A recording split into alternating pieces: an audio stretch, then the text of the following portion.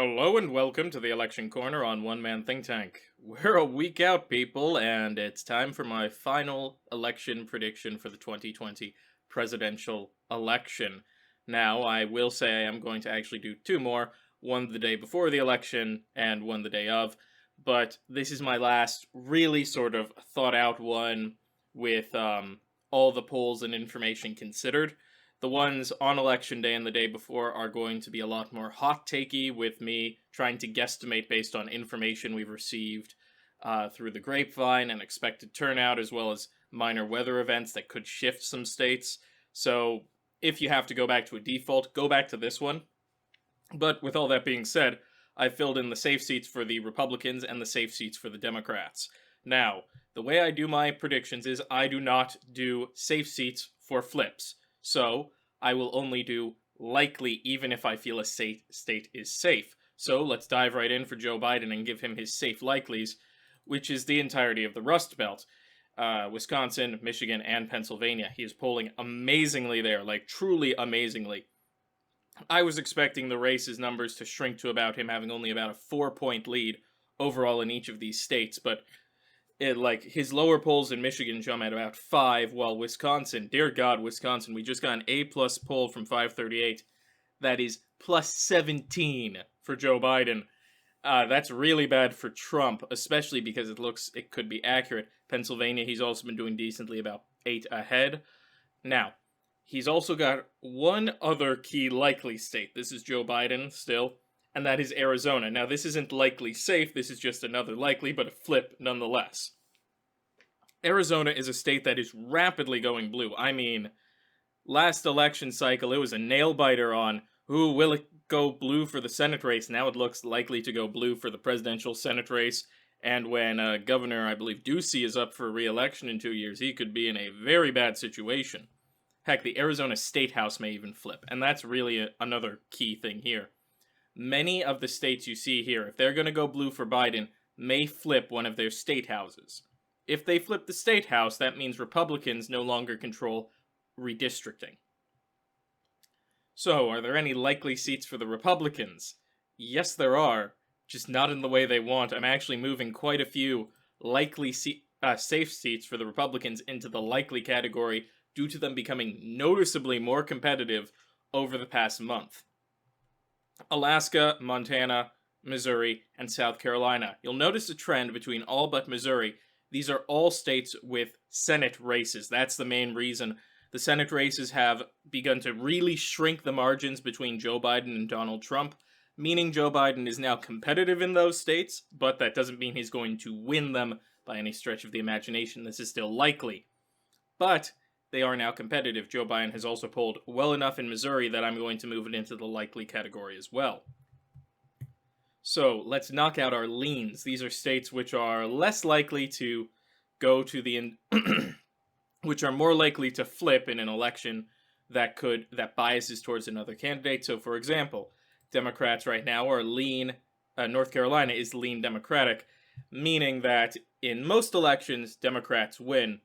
But in a highly favorable election to the Republicans, Republicans win. We don't know what final turnout will be, so we can still assume Republicans may have a high turnout scenario, despite polling currently not indicating that.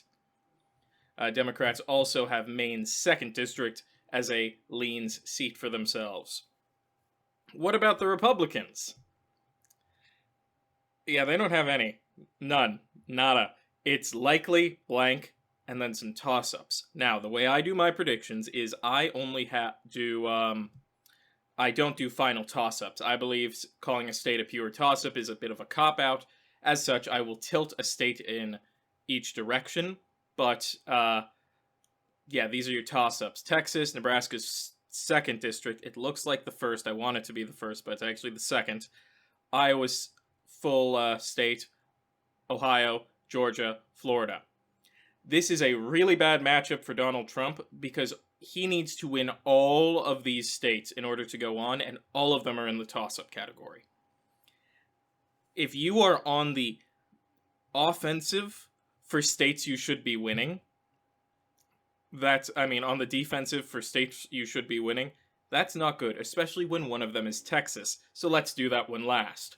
So let's start with the deepest part of the South, Florida, which is tilt blue, along with Georgia. Both of these states have had solid polls coming out showing Joe Biden with a slight advantage and momentum in the Democrats' favor. I will say, out of these two, Florida is a shade redder than Georgia now, due to the fact that Florida historically is red, and Democrats usually poll about 3 points ahead of where they actually end up, and Joe Biden's almost perfectly on 3 points, so it still does favor the Democrats, but even when we're talking tilts and toss-ups, it's a little bit more, it's still blue, but a lot more of a purplish blue than Georgia. Ohio is also a toss-up. I'm going to put that one back in the Republican category. I know I've said it's been Democratic for a little bit.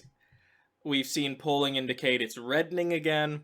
It has had about average early voter turnout, which means there's not a lot of excitement, which benefits the Democrats. So I'm going to assume it's going to be a close race, but Donald Trump's probably going to win unless there is massive on election day turnout for the Democrats. Another one that's up for competition and a flip from my last prediction, Iowa is now tilt blue. Joe Biden is really improving in that state, and it also appears he's benefiting from the same thing in South Carolina, Montana, and Alaska of a competitive Senate race being there, making the race noticeably more competitive. Nebraska's 2nd district, however, is still tilt Republican.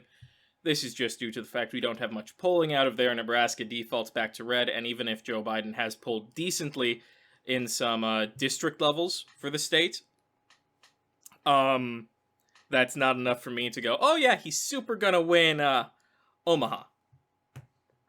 And lastly, Texas. If you've seen my videos before, you know I made this big call in a video about a week ago, and I'm gonna make this call again. Texas is tilt blue. Texas, by election day, will have hit 100% of its 2016 voter turnout before election day. There is copious amounts of youth turnout in the state. There is significantly higher Democratic turnout and new voter turnout, both of which obviously favor the Democrats. We don't have the exact numbers on how many people have returned ballots, how many are Democrats, how many are Republicans, but just based on the numbers and types of demographics of people voting, Texas is showing incredibly high enthusiasm. I'm thinking we could see the state flip. I'm thinking it's probable we'll see it flip at the presidential level. As such, the Democrats have 394 votes.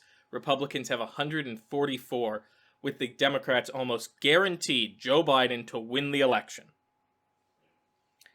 In the best case scenario for the Democrats, they're going to break 400 electoral votes. That is devastating to the Republicans, especially when you factor in a loss in Texas. I've already made a video about why losing Texas is terrible for the GOP, and you can check it out, but this will decimate the Republican Party. I mean, people are talking about, oh, it'll swing back in 2022. We'll have to see. If the GOP is wounded as badly as we can expect it will be wounded from this election, plus if they don't banish Trump out of the party's system, I could see this actually becoming a lot worse for them in 2022. So, with all that being said, if you liked the video, drop a like down below and also leave a comment. If you want to see more from this channel, click the subscribe button and the notification bell to be alerted when new content is released. If you want to hear more from me outside of YouTube, I do have a Twitter at OneManThinkTan1, the Roman numeral, link in the description below. And, as I said before, I will be releasing 2 election videos, one the day before the election, one the day of the election, where I will do this prediction again. I will also do the Senate again. But those, as I said, will be a lot more hot-takey, so you might want to take them with a little bit more salt than you would this poll. And finally, and most importantly, have a wonderful day.